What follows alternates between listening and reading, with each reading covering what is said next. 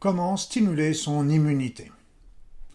Je vous avais déjà réalisé une petite vidéo pour vous expliquer comment remonter votre immunité, mais beaucoup de questions me sont arrivées, donc j'ai pensé qu'il était utile d'approfondir encore le sujet qui est très important évidemment dans des périodes de pandémie, mais aussi d'épidémie, comme la grippe hivernale, comme les grumes, et toutes les autres maladies qui reviennent régulièrement tous les hivers, les automnes, etc. Donc le principe est déjà de bien comprendre que, comme l'aurait dit Pasteur à un moment de la fin de sa vie, c'est que le germe n'est rien, mais le terrain est tout. C'est-à-dire que moi j'ai vu des cas comme ça avec des personnes, quand j'ai travaillé au Tibet, il y avait des personnes qui avaient des infections très importantes, avec des suppurations, avec de staphylocoques, etc. Et qui sont on le pense, très contagieuses. Or, elles vivaient sous la tente avec leur famille et aucun autre membre de la famille n'a été touché parce que, tout simplement, ils avaient un terrain qui était solide. Donc, c'est très important de toujours penser à développer un terrain solide. Comment? Donc déjà, par rapport à l'immunité d'une manière générale, il faut faire attention à certains médicaments, comme les immunosuppresseurs, qui sont réputés pour faire baisser l'immunité. C'est une évidence. Après ça, dans le même esprit, je vous déconseillerais de réaliser des vaccinations durant les périodes d'épidémie et durant les périodes de grande fatigue. Et j'ajouterais même en période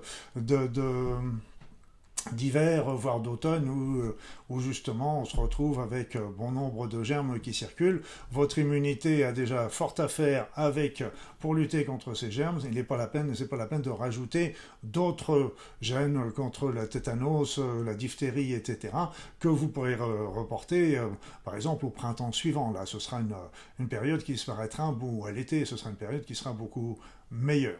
Donc, éviter les vaccinations en période d'épidémie, éviter les périodes de fatigue, en période de fatigue également, pour des raisons évidentes.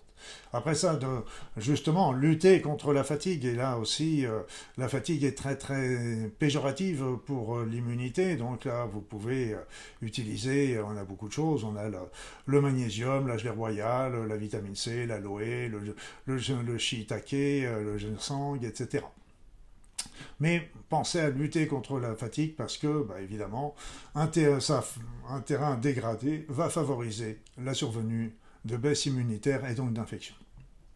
Dans le même acabit, une alimentation légère pour le foie, parce que tout ce qui va alourdir la digestion va amoindrir, rendre moins efficace le système immunitaire. C'est du moins ce que nous avons remarqué dans les médecines naturelles. Eh bien, pour cela, manger léger, donc ça veut dire éviter d'abuser sur les sucreries, sur les graisses cuites, pardon, plus précisément, sur les laitages, préférez plutôt les alléger, sur l'alcool, donc tous ces éléments fatiguent la digestion et a tendance à induire une baisse immunitaire. Il est bien sûr important, de manger correctement et équilibré par rapport à ça. Après ça, il y a le stress aussi qu'il faut faire attention, parce que nous savons que le stress entraîne le stress chronique, permanent, persistant, comme les chocs émotionnels qui sont pas digérés, etc. S'ils persistent, tout ça, ça a tendance à favoriser une augmentation, une élévation de notre cortisol sanguin qui est fabriqué par la surrénale et d'une manière naturelle, mais si c'est prolongé dans le temps, tout simplement, ça peut favoriser une baisse immunitaire. Alors, je vous ai aussi expliqué dans une vidéo précédente le point du thymus, qu'il est important aussi de stimuler dans les périodes de fatigue, dans les périodes d'épidémie, de pandémie, etc. Parce que ce thymus est une glande importante de l'immunité pour la maturation des lymphocytes en particulier. Enfin, qu'est-ce qui peut être intéressant pour vous aider à développer votre immunité? Bien, je dirais déjà la vitamine C. La vitamine C est extrêmement intéressante. En plus, c'est un antioxydant. Donc, il est très intéressante. Elle agit à plusieurs niveaux, au niveau du système immunitaire. Donc là, vous n'hésitez pas à prendre la vitamine C sous forme de comprimé à croquer, et surtout pas effervescent, à croquer sous forme d'acérola ou de cynorhodon, par exemple. Vous pouvez y associer du magnésium, comme je vous le disais, si vous êtes fatigué. Mais c'est surtout la vitamine C qui est importante. Ensuite, il y a un certain nombre de... Il y a 4 produits que j'affectionne personnellement, de par mon expérience personnelle et professionnelle. Il y en a d'autres, la liste n'est pas exhaustive, mais je vous parle de ce que je connais. Le premier élément, c'est les oligoéléments du complexe cuivre-or-argent. Oligo-éléments, cuivre-or-argent. Donc les oligo-éléments en cuivre-or-argent, moi j'utilisais souvent sous forme d'oligosol pour ne pas les nommer. Et moi j'ai vu des résultats extrêmement intéressants pour booster l'immunité. Je conseillais même ça aux personnes qui étaient sous chimiothérapie. Alors vous savez que la chimio fait baisser l'immunité et donc ça les aidait beaucoup à éviter des maladies associées, des infections associées. Donc il y avait les oligosols de cuivre-or-argent à raison d'une dose tous les jours en période d'infection, une dose 2-3 fois par semaine en prévention.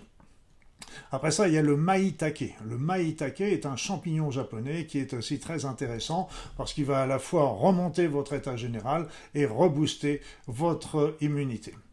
L'Echinacea purpurea, est aussi une plante très intéressante et renommée pour développer l'immunité. Ça peut être pris sous différentes formes. Moi, j'utilisais ça souvent sous forme de teinture mère, qui sont certes alcoolisées, mais on en prend 50 gouttes par jour en prévention ou 50 gouttes 2 fois par jour en période d'infection. Enfin, un remède homéopathique qui est très facile à utiliser, en particulier chez les adultes, mais bien sûr aussi chez les enfants, c'est la thymuline. Thymuline qui est une hormone qui va stimuler le thymus dont je vous parlais tout à l'heure. Thymuline, ça s'écrit T-H-Y-M-U-L-I-N-E. Thymuline.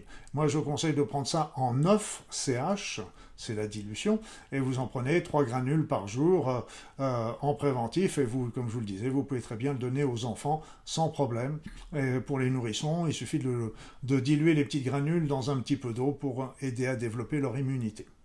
Voilà, donc j'espère que je vous ai fourni les compléments d'information que vous désiriez, et je vous souhaite le meilleur. À très vite.